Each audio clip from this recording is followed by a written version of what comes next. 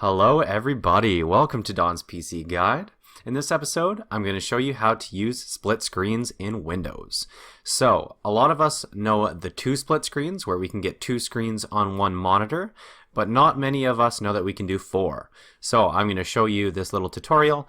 We're just going to use Google Chrome for this one, but you can use anything that's open up in your desktop. So, we're going to split these tabs up. Nice and easy.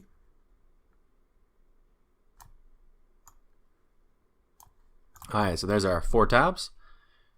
For the regular split screen, so two screens on one, we're going to take our first tab, grab it at the top, slide it over, and then we're just going to choose the next one that you want. Easy peasy. Now we're going to set that back up.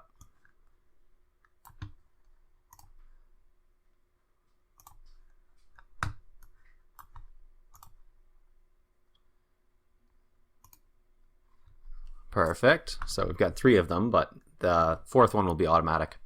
So we're going to grab the top of the screen again, and we're just going to take it into the corner where we want it. So there we go. There's the top right-hand corner. Got our bottom right-hand corner. And then technically you could just do one screen on the left. So there's the three screens.